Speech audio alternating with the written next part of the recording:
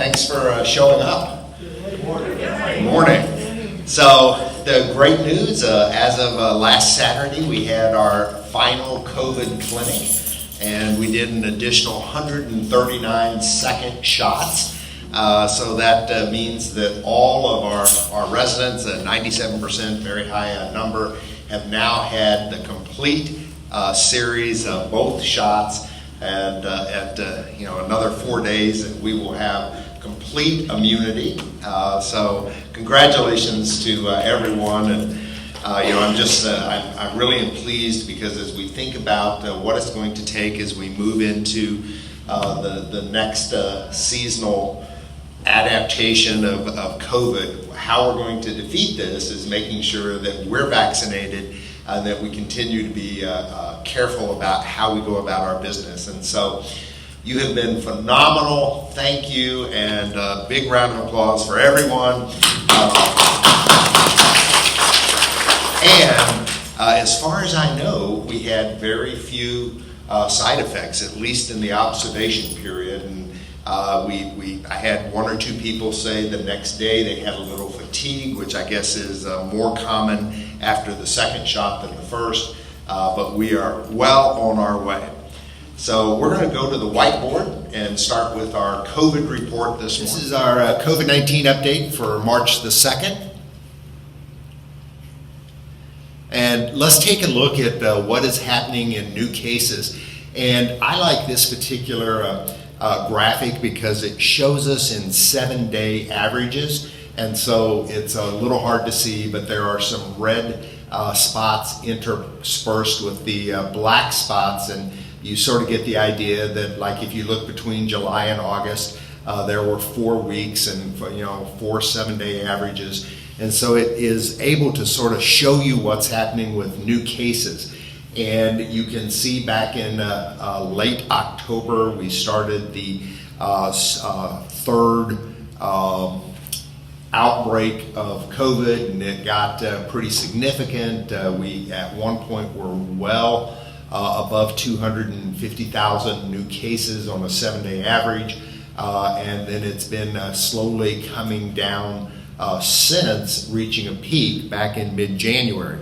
And we've seen that decline because more and more people are getting vaccinated.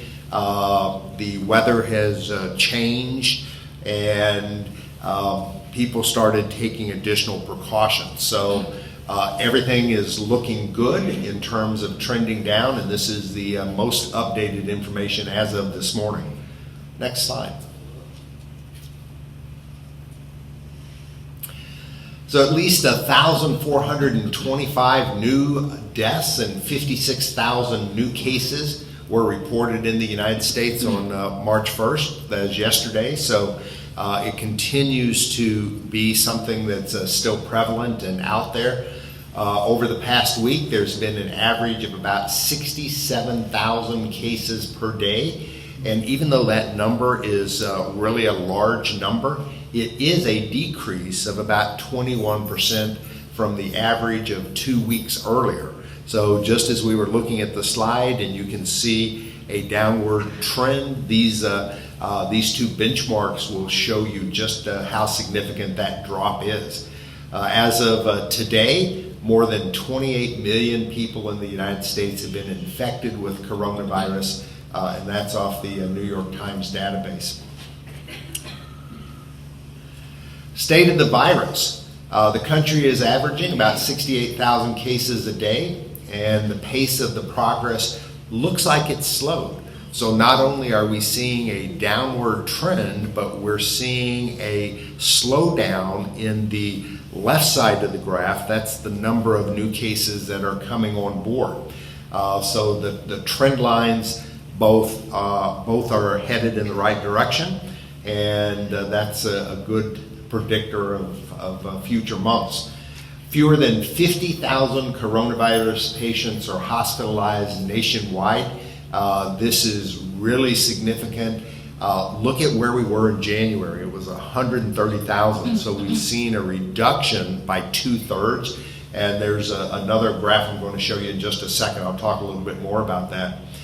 Though deaths have declined, about 2,000 deaths continue to be recorded across the country each day. And in some counties, the health department said many of these newly reported deaths occurred weeks ago. And so that's one of the problems we continue to have is the collection and reporting of data. It's not as timely as you might expect. There are a lot of different agencies that are tracking the data. There are multiple ways to report it and through many different agencies. So there's some level of confusion when we look at cases and deaths. New York and New Jersey have added cases at the highest rate in the country over the last week. Cases are persistently high around New York City. And so this is sort of deja vu, and this is similar to what we saw in February of last year. The original outbreak was in Seattle, Washington. The second series of outbreaks occurred in New York and New Jersey. And so they were first in, they were one of the last out. And so we are seeing a new outbreak in this area, and many of the new cases are of the mutant variety. And so we're beginning to see the start of that trend of the new form of coronavirus, and it's beginning to start exactly where it started the last time. Kansas, Nebraska, and Missouri are several Midwestern states that have seen plunges to the lowest levels since 2020. And when we go to the national map, we'll take a look at that. The middle of the country is clearing out. The vaccination campaign continues to pick up speed, about 1.74 million doses being administered each day. Last week it was at 1.5, so they've picked it up a little bit. This is just going to be enhanced with the rollout of the Johnson & Johnson product. That is the single dose vaccination. Its efficacy rate is not as effective. It's only about 65% effective, but the government plans to open this up to the next level, those people who are not 65 and who do not have an underlying condition.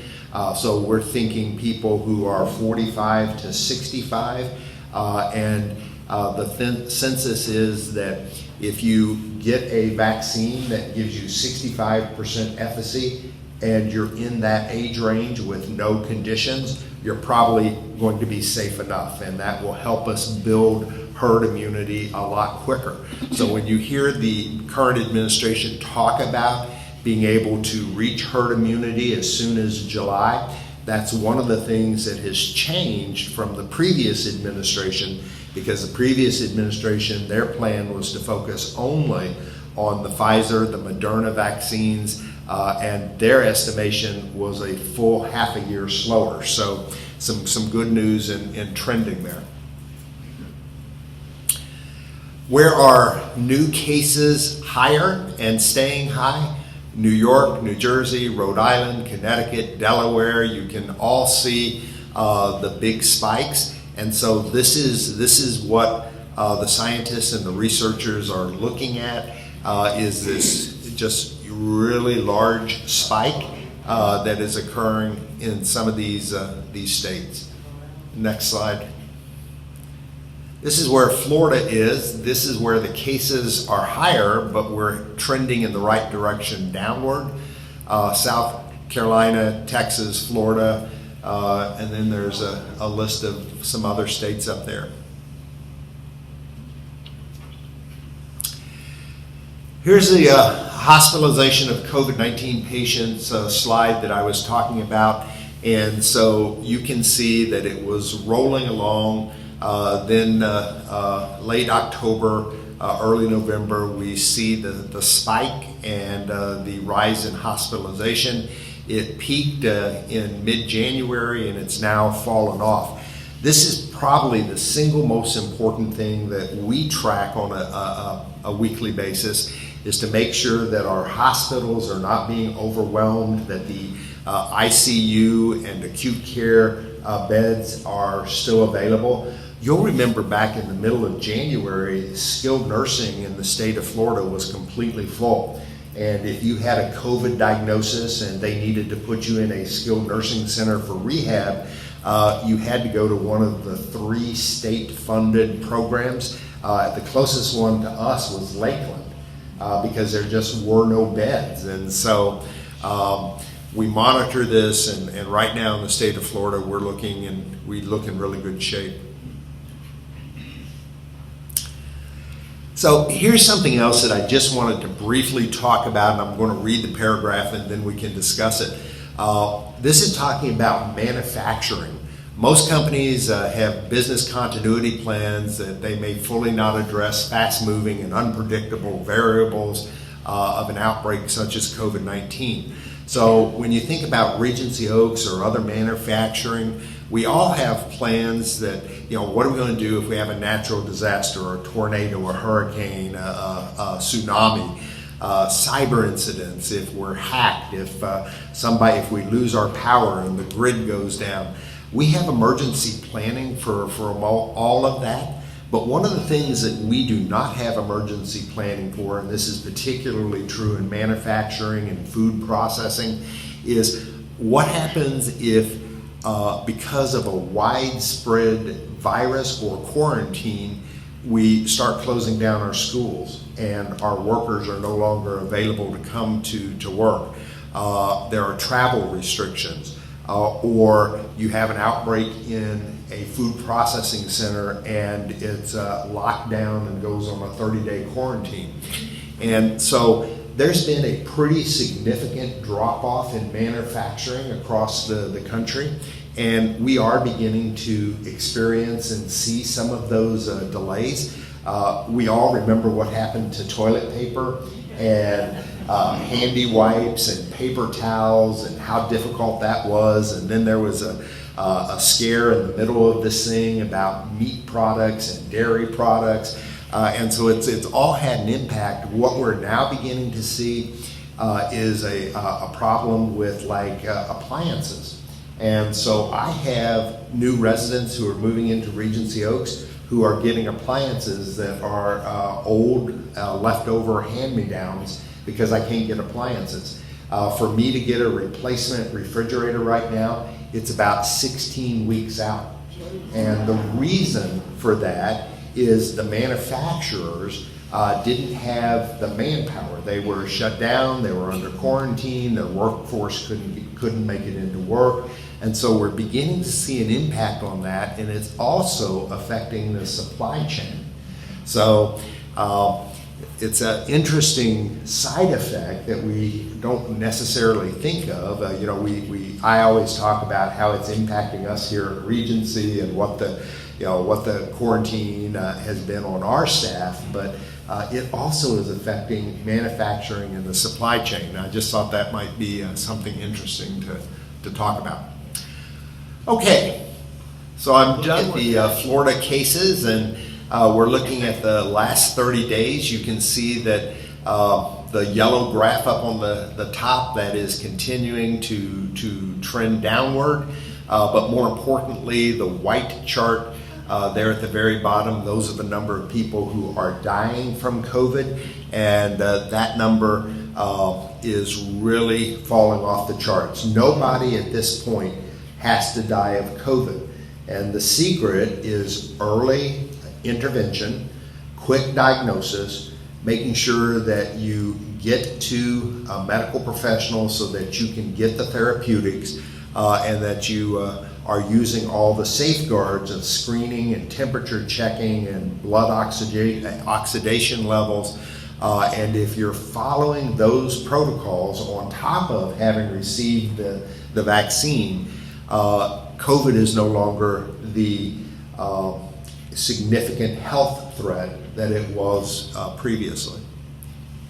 In Florida, let's look at testing. We're going to look at this in 2 different areas, but we'll start yesterday. We tested about 1,000 people here in Florida. That's a really low number. And positivity rate was 7.58%. It's that high because the test sampling was such a small number. Overall, we look at the red line graph. We see a downward trend since that peak back in January. We had it pop up over the last week, rose a little bit, and now it's headed back down, and the trajectory is right on target. If you look at it above and just look at the red graph, and this is just a little better visual, you can see that it's pretty static. There's really not much change. Cases by county.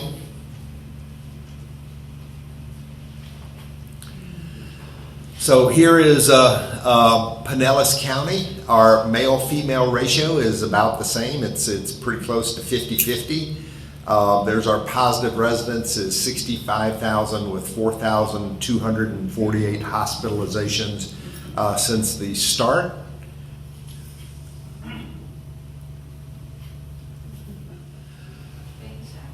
Okay, so the one other thing I'll point out on this is look at the age distribution, and those individuals 85 and over continue. Originally, we thought that's where the greatest risk was, and in fact, the people over the age of 85 don't appear to be at a significantly higher risk than anyone else, and the median age here in Pinellas County is 43.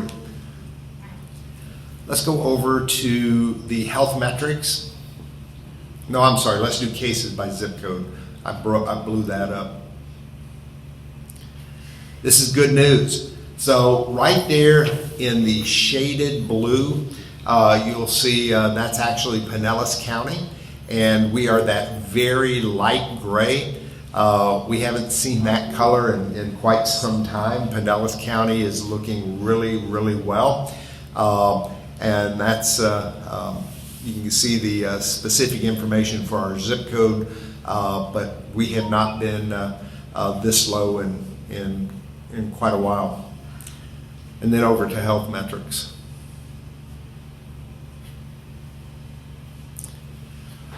We look at this every week. We'll look at it again today. The top left-hand corner is the number of flu-like symptoms, people who are showing up at hospitals and urgent care centers with flu-like symptoms, generally trending downward. Over the last couple of weeks, it has been stable. And then in the purple down below, that's the number of emergency room and urgent care visits with people complaining of COVID-like illness, and it was trending downward, and then just look how second week of February it just completely and totally fell off the charts, and the numbers are just phenomenal. Documented new cases, that's the yellow line graph in the upper right-hand corner. It also continues a generally downward trend.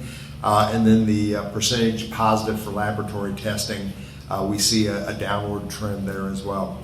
So all the numbers are looking good, and we'll just go one more chart over to the USA and world and just graphically look at the dots.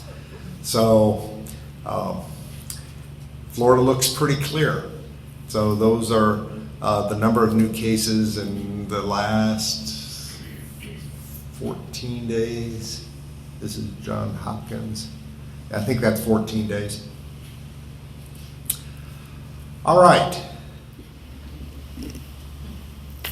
Okay, so let's take a look here at Regency Oaks, and our numbers continue to look good. We have 6 people in the independent living that we have under quarantine. That's a really good number. None of the 6 are related to COVID concerns. They're post-hospitalization, and they're on loose quarantine for a period of observation. We have 2 IL staff members that are off campus. Neither one of them have tested positive. They're both negative, but they were exposed to a family member, and so they will be finishing up their quarantine, one on Thursday and one on Friday. In the skilled nursing, we have one individual who has 2 days left on her quarantine period. So we look really good in terms of our exposure rates. Flu-like symptoms, testing in progress, all product lines, all staff, all residents, all 6 of the categories that we track. Not a single resident, not a single staff member with COVID or flu-like symptoms across the campus. Just phenomenal, and great job. So here's where we stand on trying to move forward with the lifting of restrictions.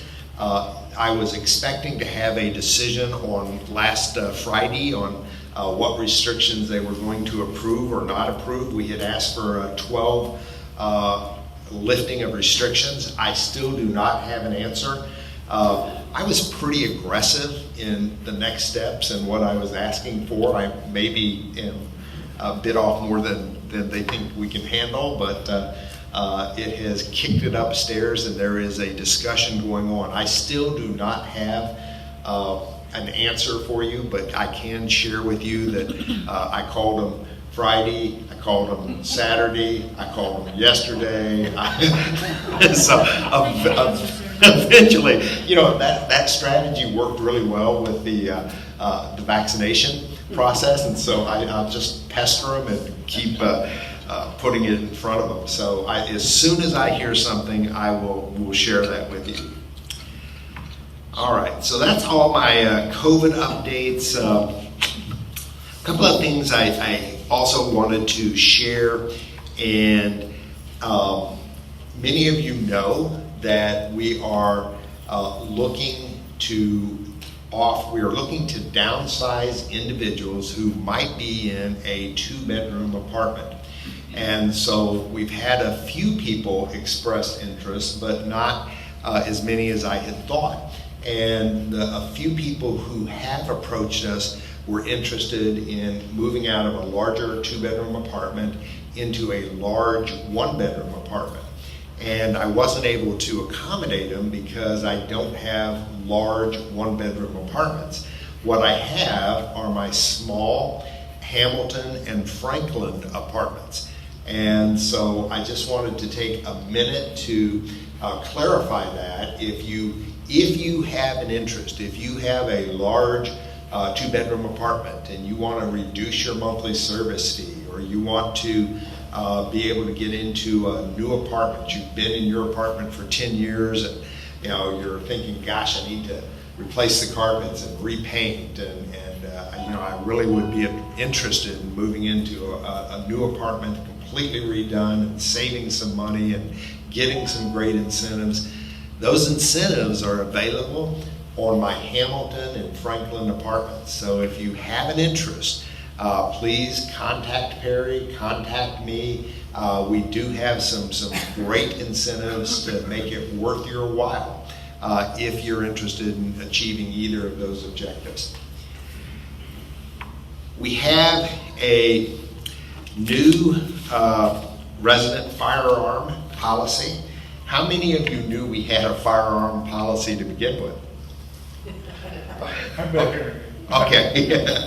So we do have, we've always had a firearm policy, and I was just going to highlight the 2 changes, but since so many are not aware of the fact that we have a policy, let me just go back and spend a little bit more time talking about what our policy is. And so here at Regency Oaks, you can have a firearm. There is no restriction, there is no registration. We don't want your serial number, where you bought it, how long you've owned it. There's none of that national tracking data that a gun store or the alcohol, tobacco, and firearms would be interested in. What we have asked is that we be aware of the fact that you have a firearm, and that's more for your protection if you should end up in a hospital, or you have adult kids or others who are coming to enter your apartment and you're not there, it would be helpful for their protection of those people to know that you had a firearm in your apartment. And so we do request that you notify us if you have and maintain firearms. We have really strict restrictions on carrying a firearm in the community. You can have it in your apartment, you can go and put it in your car, you can walk to and from your car, but we ask that your firearm not be loaded while you are transporting it in between your car and your apartment. One of the changes that this new policy is instituting is that you separate your ammunition from your firearm so that we never have the incident of an accidental discharge or someone not trained in the use of a firearm being able to access it and injure themselves or others.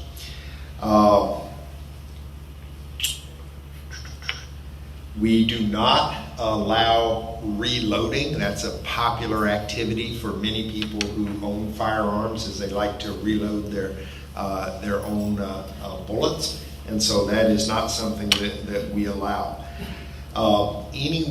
There are some restrictions as to any people who can have firearms, and so if you have a history of mental disorders, if you've been Baker acted, if you have indicated through verbal statements that you are a danger to yourself or others, we have steps that we can implement to remove the firearm from your apartment. So we will get this out for distribution. It will probably go to the Resident Safety Committee first. Don and I have had an opportunity to talk about it, and I'm sharing it at Tuesday Talk today. So the next step is our Safety and Health Committee, and then once we have done that, we will make the policy available to all residents and be able to adopt it going forward. I have one last announcement, and that's Steve Ballmer, who is the Executive Director of Leading Age. I was talking about this a week or so ago. I now have a date. Steve is going to be our guest speaker for Tuesday Talk on 3/22, March 22nd. So he'll have a great presentation, and you'll want to be sure to be in attendance. Okay, that's everything I have. I'm going to open it up for questions. And we got a couple of microphones here. But no questions. That's Margaret has a question. Town hall update, please. So town hall update. Everybody, please plan to attend the forum this Friday. We will be rolling out a town hall presentation and giving you the first look at the new construction on campus.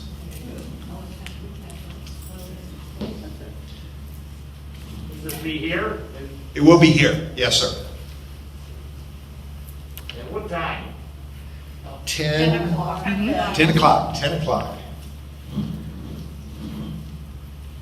And if you get lucky, Ricky sometimes brings donuts. Depends on how late he's running with Brooklyn. All right. Well, thank you very much. I really appreciate you showing up.